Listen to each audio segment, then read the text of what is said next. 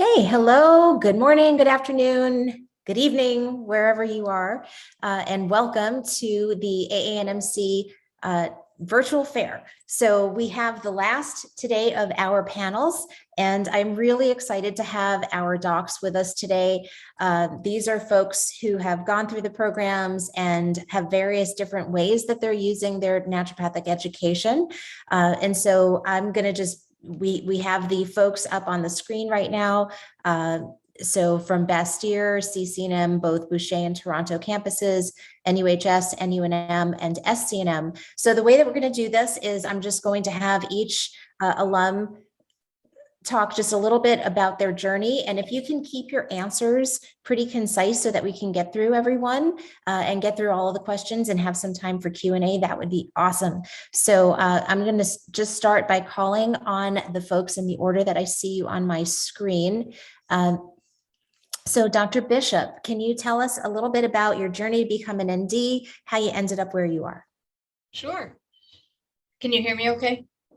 Perfect. Okay, so my journey started after I had two of my children at home and I got into the home birth community. I grew up in Ohio and I had no idea what naturopathic medicine was, so it was a very foreign thing to me. But once I kind of started to learn more about it, after discrediting it quite a bit, because in the birth world, a lot of the midwives had done, online school and became lay naturopaths.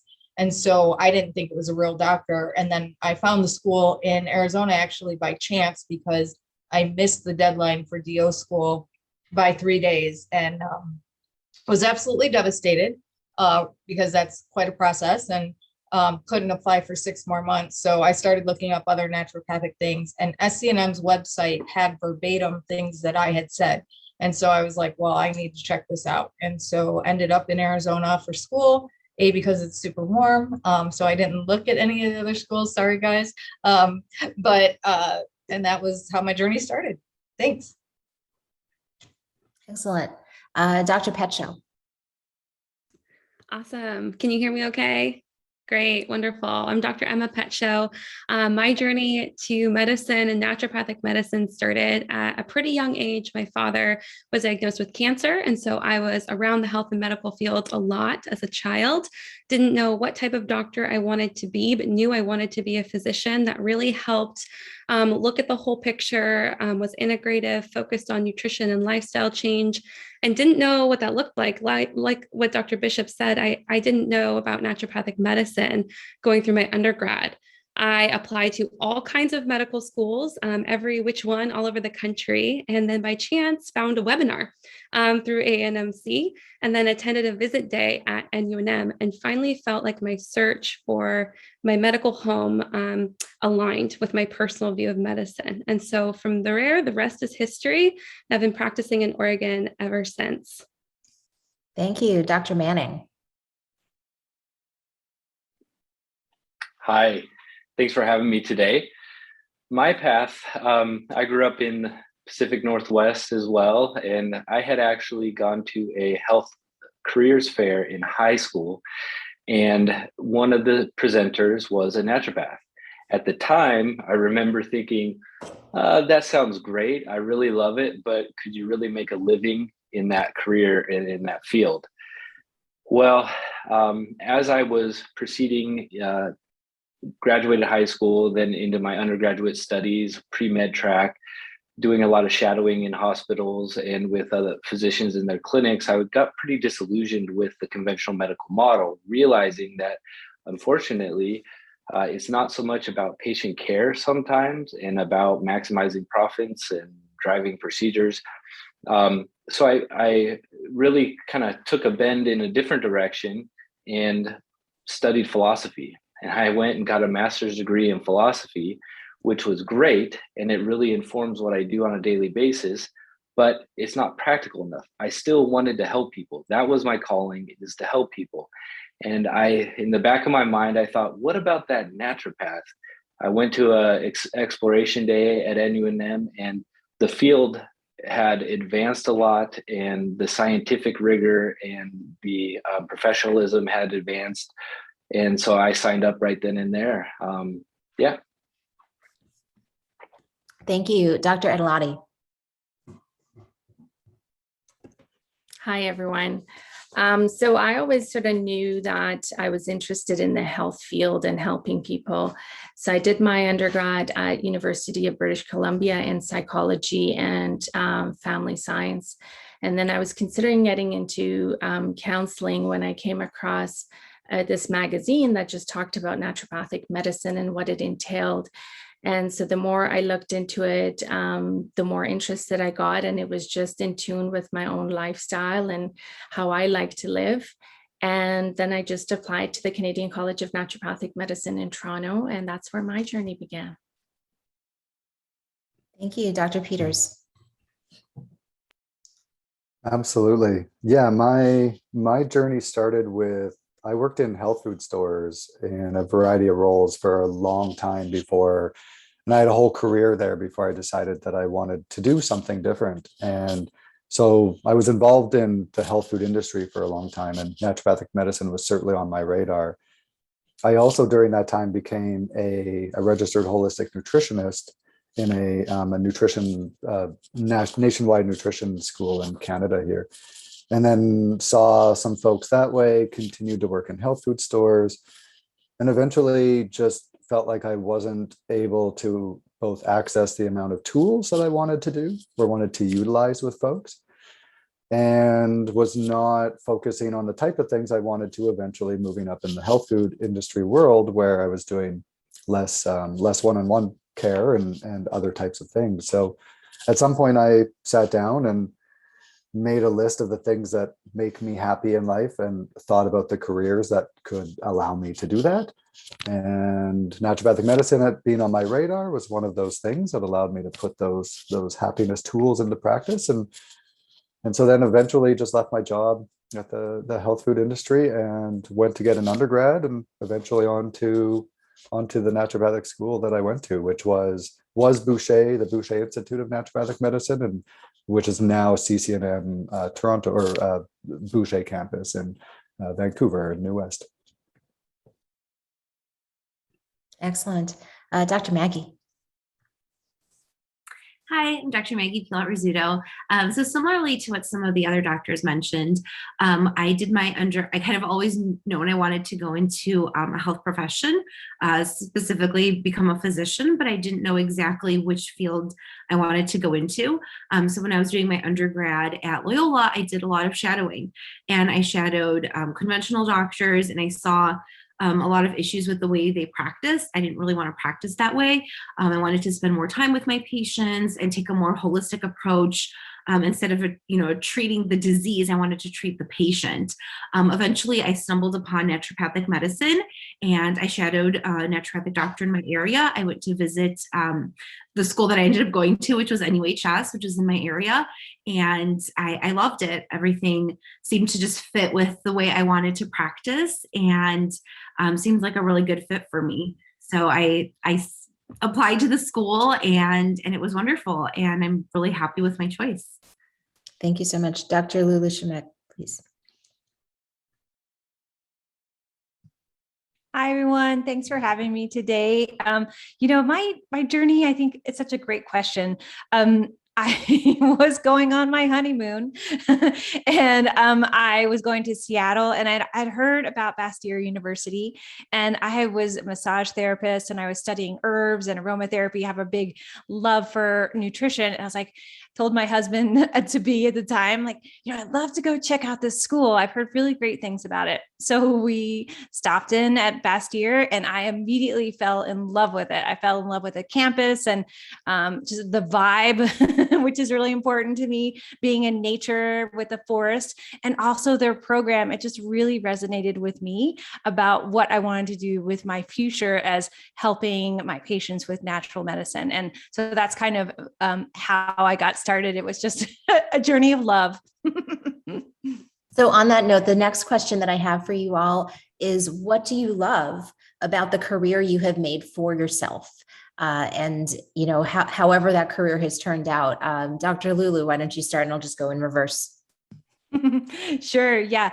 Well, one thing that I'm really passionate about is herbal medicine. And that was a big component about finding naturopathic medical school. And right now, one of the things I do is I work at the Veterans Healing Farm where I live in North Carolina, and I run the medicinal garden there. And I teach veterans how to use herbal medicine in their life. And I run a community clinic with veterans. So for me, that was like, it's a huge part of working with the plants and then teaching others what I love, how to use herbal medicine in their daily life.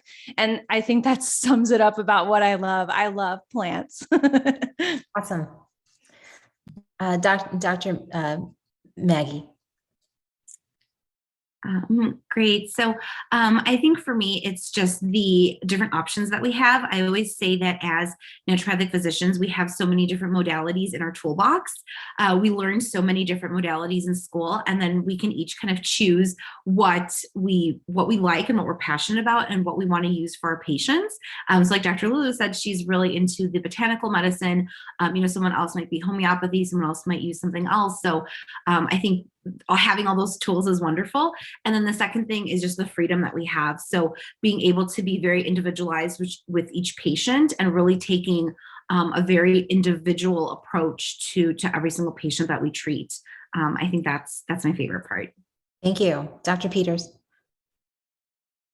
Yeah, I can echo a little bit of the same. I love the variety that can come in any given one day, from seeing a kiddo one moment to someone with this particular issue or where I particularly use this modality. We're well trained in all of the modalities enough to be able to utilize them in a variety of ways. And some of them I love more. Like, I think the modalities are part of why I got into naturopathic medicine, and I love our tools.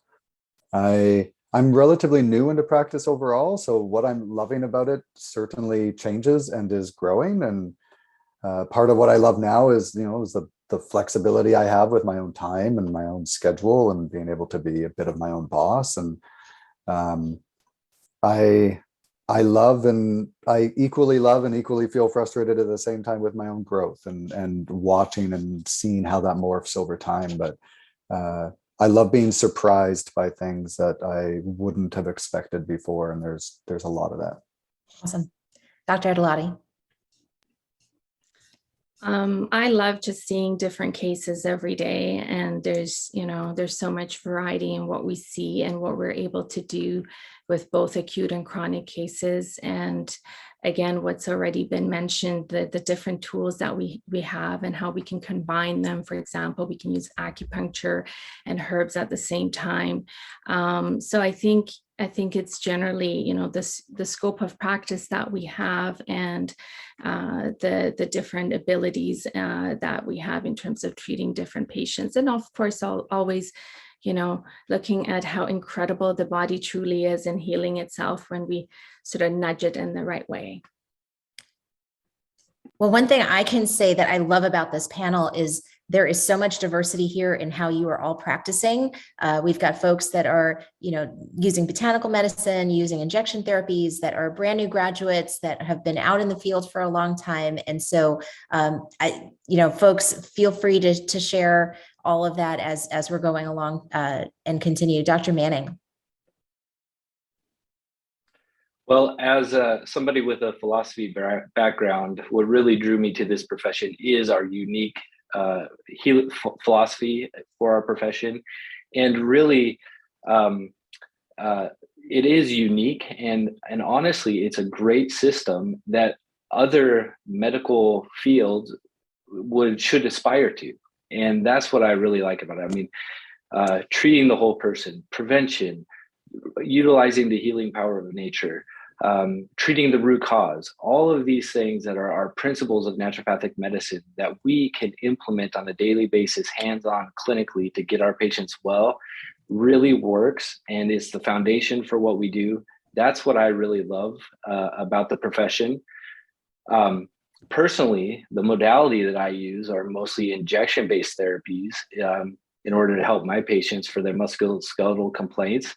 And I just think it is quite an amazing fit where regenerative medicine, working and harnessing the body's ability to heal and working with the body's physiology, working with it rather than suppressing it or masking it, provides good outcomes for people and gets them out of their chronic pain and can actually heal some of their tissue issues so that they can reach their goals.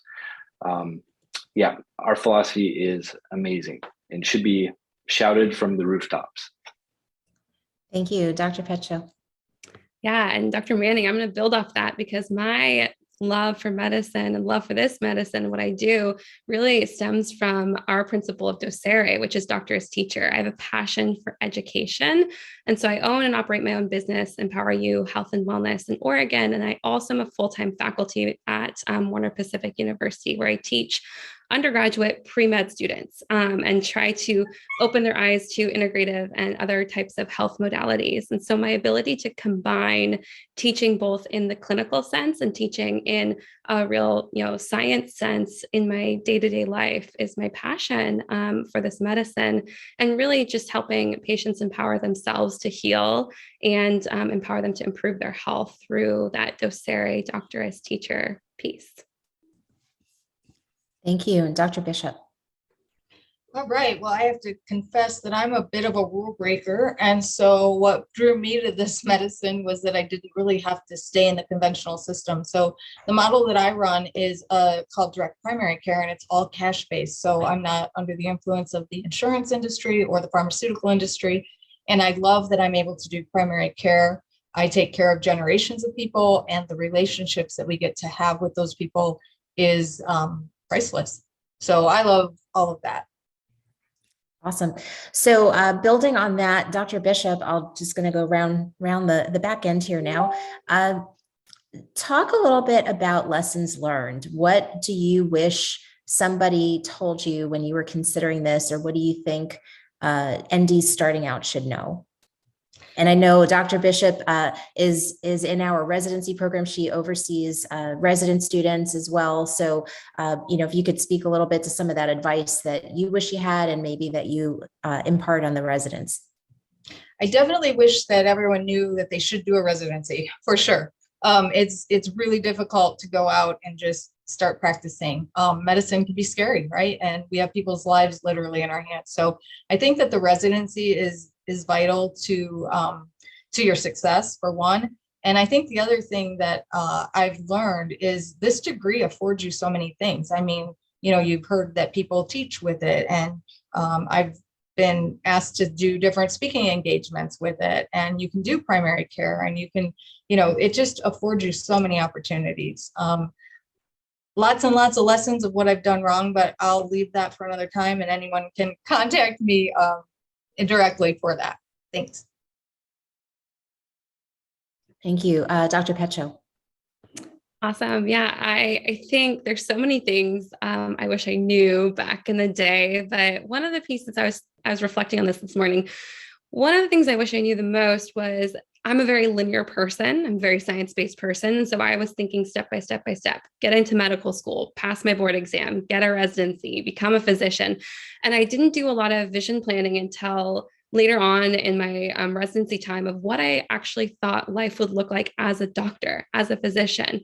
And so really, I encourage students now, even in this pre-medical, thinking about applying to ND school, think about what you want your life to look like as a physician. And that's going to morph and change. I guarantee it as you go through school. But think about that now. Envision what you want your practice to look like, the type of doctor you are. Do you want to work for someone? Do you want to be in the hospital? Do you want to own your own business? Primary care, not primary care. I ended up in primary care, but I think really that envisioning piece will help you then focus your schooling, your education, and your college choice and decision on really something that can meet your personal goals. Because we have the beauty of a lot of diversity in the career of a naturopathic doctor, which is fantastic. Dr. Manning. Yeah, I would say that when I came into the profession and as a student, I had a bit of a scarcity mindset where I thought, we're a small profession, maybe not a whole lot of opportunities, and we really had to carve out our own way. Well, that was wrong. There are so many opportunities out there. You can morph your career however you would like. And so my advice would be to keep your options open. When you're in school, if you choose to go to naturopathic school, which you should, You pay attention and get the fundamentals. Don't be too far looking in the future about, oh, I'm going to open a med spa or whatever it is you're going to do. Get the fundamentals down right, because you need those. You need those to be a good doctor. Focus on being a good doctor first, and then everything else will fall into place and the opportunities will come. So I think things that I've learned along the path is that I've definitely made some mistakes, but what I'll say is our colleagues are a great resource and can help you learn and help you get you guided in the right direction if you are making some mistakes too. So we're a tight-knit community. It's a real big advantage to our profession, and we can rely on each other to build each other up and meet our optimal professional goals. Dr. Edelati. I think since I started my own private practice from scratch, straight out of school, I think sort of looking back now, if I had learned a little bit more about the business aspect of actually running a business when I was in school, asking the right questions, I think it would have been a lot easier process. I mean, it's still doable. I did it, but I think it would have been, I would have been less overwhelmed. Things that I hadn't really given too much thought on, like hiring staff and how to, do payments for patients. So like some of the little details of running a business, I think I would encourage doing a little bit more research so that you're a little more prepared and it can be less overwhelming. Thank you, Dr. Peters. I think the advice I give someone is the thing that I really appreciate in my life and in philosophy and in these other places is wisdom in general. And there's a lot of wisdom in our profession. There's a lot of wisdom in the mentorship that you can get as well. And that mentorship has been something that I've sought out quite a bit. And whether it is, going and preceptoring or shadowing with various folks, or whether it's seeking out a clinic where I have the model to be able to have mentorship on a regular basis, I think that learning opportunity that you can get from others, so you don't have to reinvent the wheel, is really quite significant. And I've tried to do that quite well, and I would definitely suggest the same. Excellent. Dr. Palat-Rizzuto. Thanks. So I'm going to talk a little bit about kind of like the school aspect. A lot of the doctors mentioned really great things about once they went into practice, but my advice would be to enjoy the process, enjoy school. I know 4 years of medical school sounds like a very long time, but it really does go by quickly. And you just need to take the time to kind of absorb everything, not worry so much about, getting the best grades. Of course, that's important, but just really learning, because this is what you're going to be using to treat your patients and kind of getting that knowledge base. So really kind of taking the time to really enjoy your classes, get the most out of them, make those connections with your peers and with your colleagues. And I think that'll kind of put you in the right path once you do start practicing. And Dr. Chamec. Oh, you're muted. Sorry, of course, I'm putting on my sweater. That's a great question. I think my advice, comes from a place of starting my own practice. And I always thought in my mind that I would want to have a really big integrative clinic, which I started. I had 18 practitioners. And when COVID hit, I had to close my clinic. And then I went totally solo, which I'm doing now.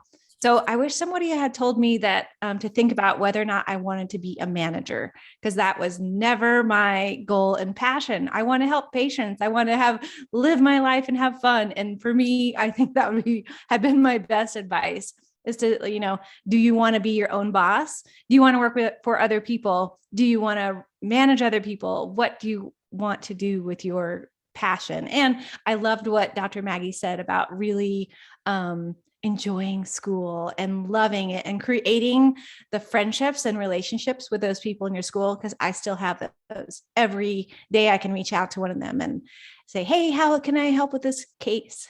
So I think that's really important for me there. Excellent. So a few more questions, and we've got a couple coming in too. So I think, one that is here for us is, I know students always want to know what a typical work week looks like for folks. And so maybe if you could just talk real briefly, like just a sentence or two of what your day/week looks like. And then we can get to some of the student questions, because there are questions about finances and financial setting up of things, as well as practicing in regulated states, unregulated jurisdictions, and so on. So Dr. Bishop, can you talk a little bit about, kind of what does a day in the life of Dr. Bishop look like?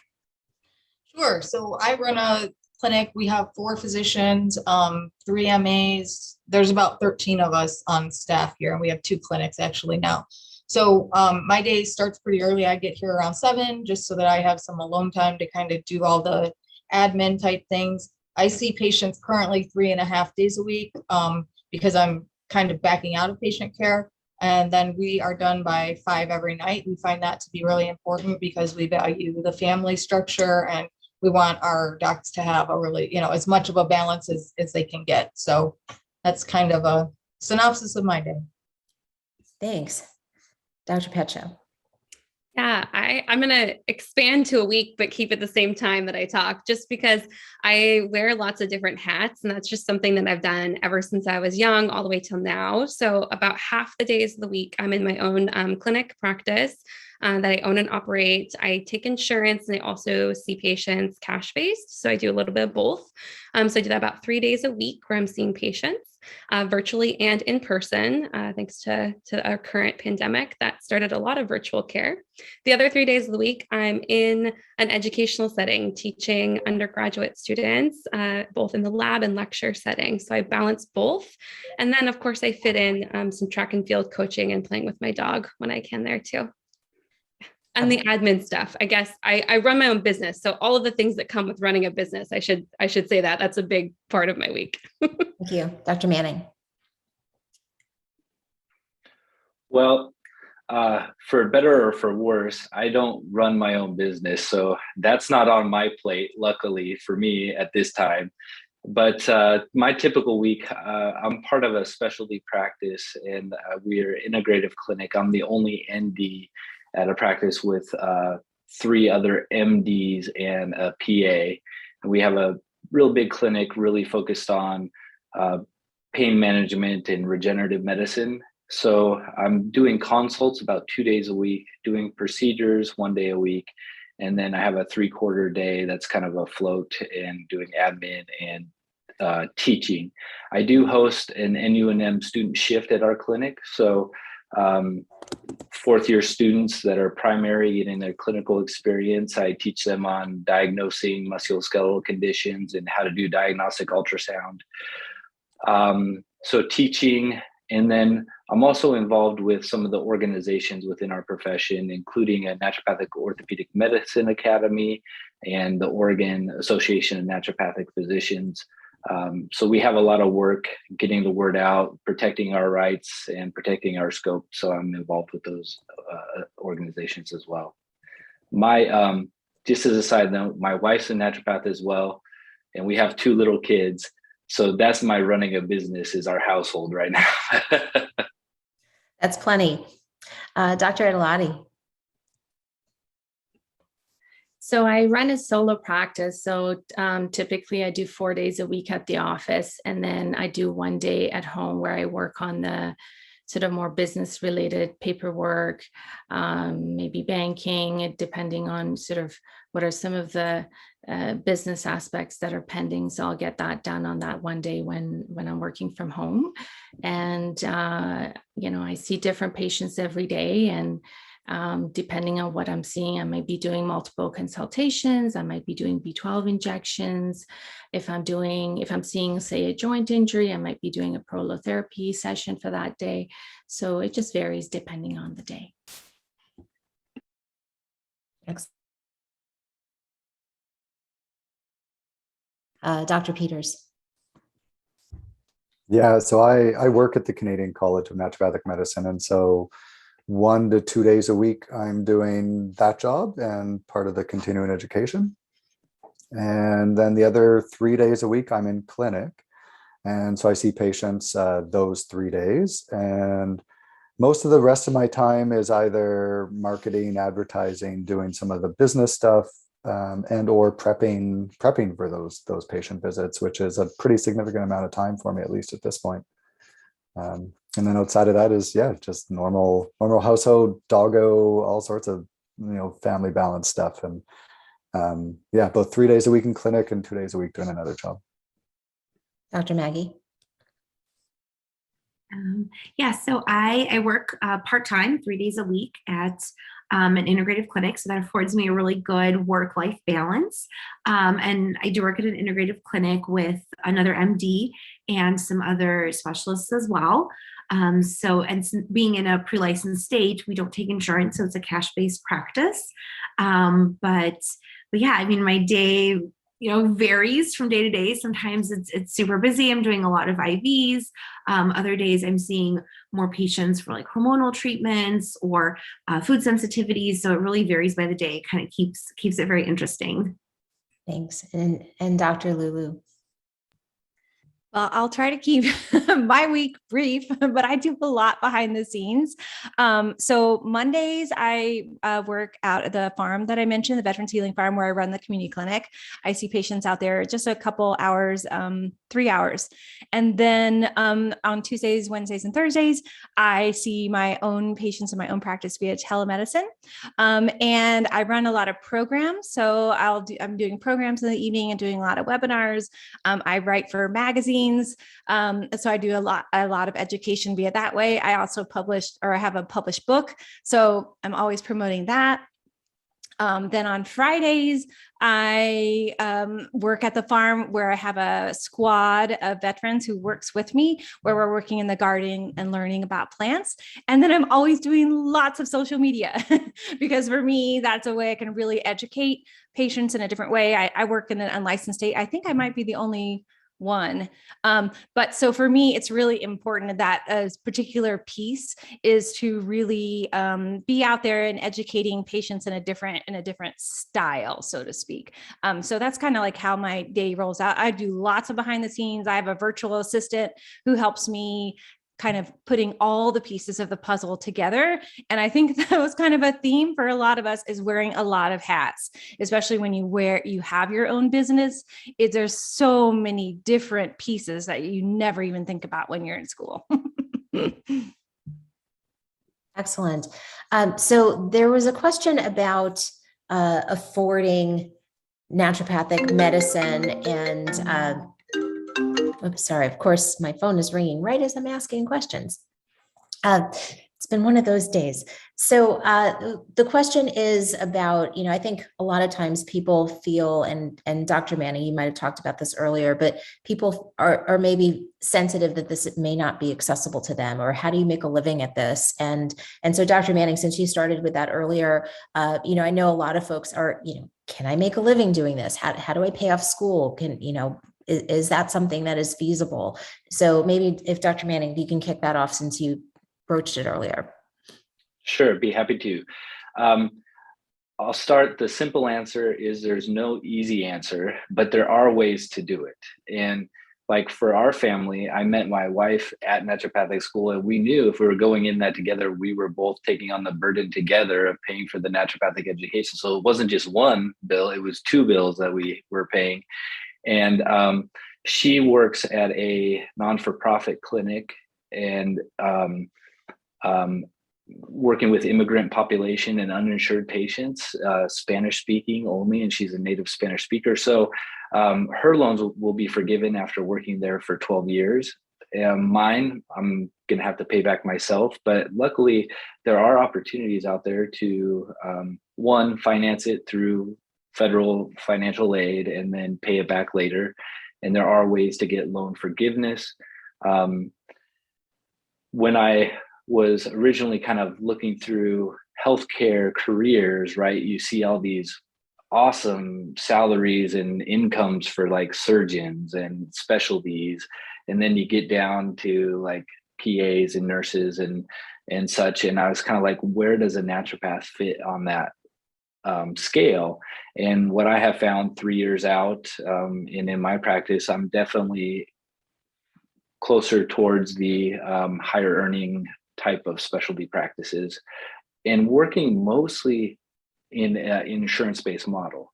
Now, if you don't work in an insurance-based model, I think you probably could potentially make even a higher income. Thank you. Does anyone else want to jump in on this one?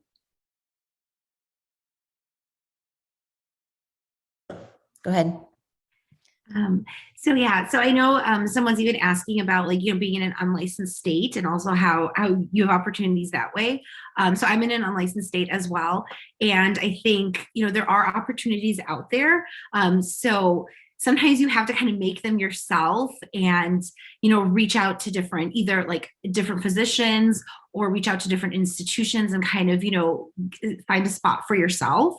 But those opportunities are available. Obviously, they're available if you're in a licensed state. There's so many different pathways you can go, and the same is true in an unlicensed state. Sometimes you have to do a little bit more digging and maybe, you know, go out there and, you know, give out your CV, kind of talk to other practitioners or other people and kind of get your name out there. But those opportunities are there, and especially if you're kind of willing to work a little bit and make a name for yourself, then those opportunities are definitely there. Thank you. Anyone else want to jump in? Yeah, I can. Okay. Certainly in Canada, there's student loan access. So that's basically how I funded getting through school. And the different provinces in Canada will be different as to maximum amounts or that type of thing that they offer. I was able to fund naturopathic medicine or my naturopathic training via both student loans and then a line of credit as needed. And I think I live comfortably, but at this point, I'm fairly new. I'm about a year and a half out and certainly have earning potential to rise. That's for sure. But it was certainly, of all the lessons I wish I would have learned, I wish I would have maybe spoken to someone a bit more clearly about the financial commitment that naturopathic medicine kind of requires. And that's certainly a detailed conversation I think I would like to have had with someone before I started. Dr. Bishop, you had your hand up.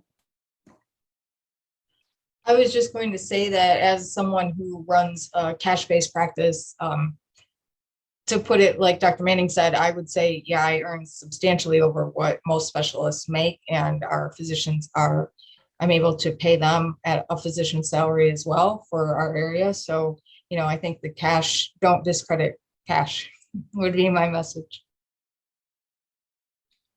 And I know from the alumni surveys that AANMC has conducted in the past, we, you know, just like with any profession, salary is going to vary. It's going to vary based on number of years out. It's going to vary based on the specializations, like Dr. Manning said, you know, primary care versus specialty or fee for service practices will vary. It's also going to vary based on geography. Somebody who is in a rural area, you know, may not get the same, you know, for any profession, frankly, that, you know, the big city, quote unquote, bigger cities may pay at. So, you know, there really is a wide variety that we do see. However, you know, with a little bit of foresight and a little bit of planning, it is absolutely doable. But you got to, what I always tell folks is talk to people like these folks, talk to people who are doing well, who have figured out models that work for them, because there are many different ways that you can make it work based on what it is you want to do. I am cognizant we have about 5 minutes left. And so I want to be able to get to some other questions here. Does anyone else want to jump on this one before we go to the next question? Okay, oh, sorry, Dr. Lulu, go ahead. I just wanted to talk a little bit about, I am in a cash-based practice and I have a membership model. So that's just something for people to consider. I love being in a membership model and I have different tiers to my membership model. And what that has created for me is a way to have consistent cash coming in, because you never know, just like the pandemic, you never know what's going to happen in your practice. And I think stability, it created that stability piece for me. So there's lots of different ways you can do a membership model. And I find that patients like that too, because then they also have this different amount of contact with me that's more stable, and they are also more compliant with my recommendations. But I think speaking earlier, and I heard, a couple folks talk about this, there are so many different ways of setting this up. You have, cash-based practices, you've got insurance-based practices, you have folks serving nonprofits where you're serving underserved and lower socioeconomic communities and at-risk populations, and then you've got folks with, wealthy clientele. We serve everybody. And so I think that's the beauty here. And I love this panel so much because we have so much variety in how people practice and how you all work.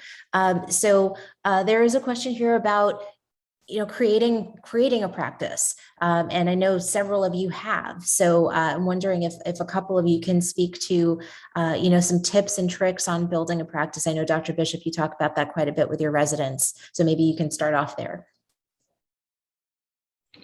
Sure. I did start the practice right out of medical school. I've just celebrated my 10th year anniversary, and it's gone really, really well. I like to be a training site for other doctors, and I would definitely echo what some of the other docs said. Really give it a thought. Like, do you want to be a really good employee, or do you want to be your own business owner? And I'll also say that the business side is what kind of brings us to our knees, and still does almost daily for me. So I want to create an organization that if an ND comes out and just would like to go be a really great employee, that we have those job positions where they can earn a really good living doing what they love doing. So yeah, it's a lot of work. If you really think you want to start something from the ground up, definitely talk to some doctors who have done it and get all those ins and outs. Thank you. Anyone else want to jump in on this one? Dr. Petshow, go ahead.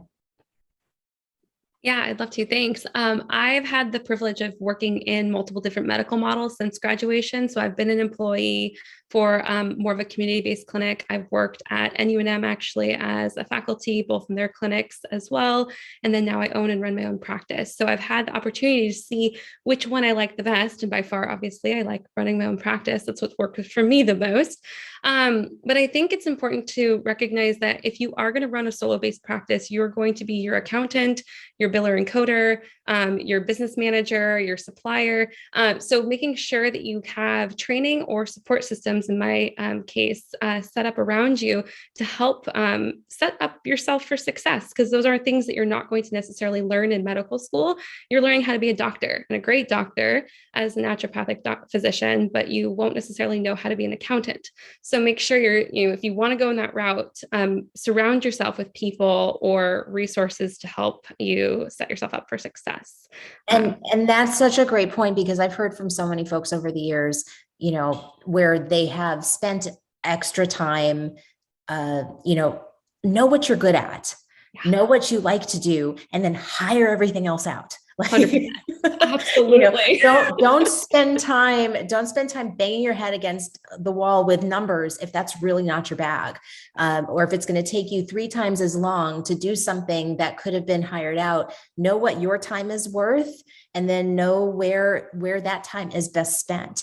And so I think that's something that I see a lot of people who are setting up practices from scratch often get tripped up on, because they think they have to do everything themselves, and they don't get into this mindset of, well, I can actually save myself money by hiring a professional to do this social media marketing for me an hour or 2 a week, rather than researching how to do it, learning how to do it, making a lot of mistakes, doing it wrong, and then finally figuring it out. So, there are so many aspects to that, running a business, but that's one. The other that I hear from folks that's really helpful for many is, at least in the beginning, getting a mentor or getting a coach, getting a business coach, or taking some business classes if you are determined to do it yourself, so that you have the training and the knowledge set required to succeed.